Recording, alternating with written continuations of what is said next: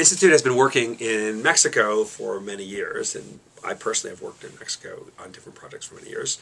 I would say our main project in Mexico has been running indigenous people's legal clinics, and we've done that for about almost 10 years. And the idea is to help train representatives of indigenous communities throughout Mexico. We've also worked with some communities in a few other countries, but the focus has ended up being Mexico for a variety of reasons, not the least of which is our limited funding for these projects.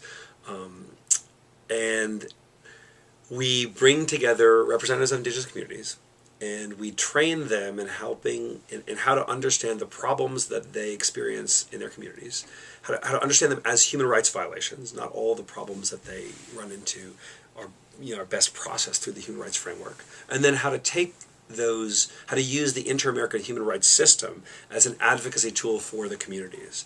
And it's an interesting process because the Inter-American human rights system is a very powerful tool in some ways and a very frustrating system in other ways.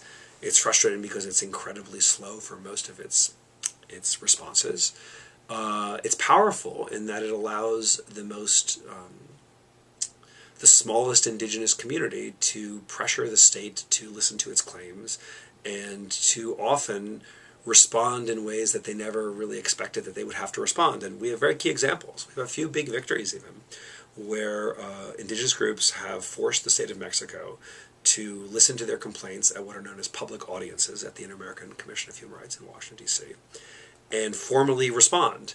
And probably the biggest success that's come out of all of this is a collection of different indigenous groups got together to bring up the really outrageous situation that's common in Oaxaca of arresting indigenous people, sometimes getting confessions from them in Spanish when their Spanish skills are very minimal, sometimes holding them without actually charging them, sometimes charging them, holding them, and without actually trying them.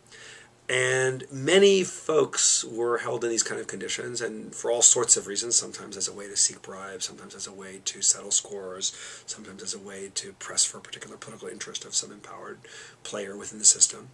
And when our partners presented this case before the Inter-American Commission in a public audience, which is one of the available mechanisms within the Inter-American system, the more classic mechanism is to make petitions and then to have the petition. The Commission seeks to resolve the petition through a process of going back and forth between the petitioner and the government. And it's often very effective, but it's also often quite slow. It can take many years to resolve a case. And then in the instances where those cases are not resolved, they can be forwarded to the Inter-American Court of Human Rights, where we also do some work, but that process takes even longer.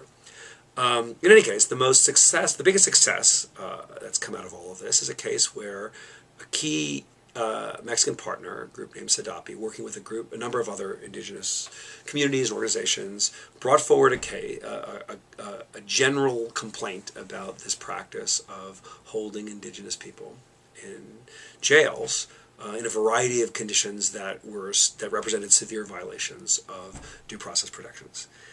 And the situation was so embarrassing for the Mexican government.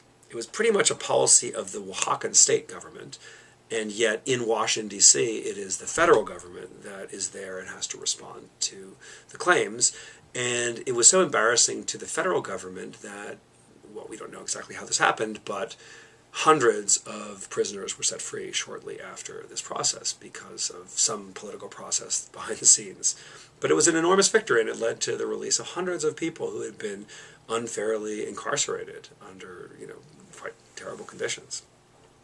And what's exciting about this kind of project is it shows how small grassroots organizations can be empowered with relatively simple and inexpensive trainings to use the available human rights systems to advocate for their interests. And in some cases, that can produce real, tangible, and even somewhat efficient benefits.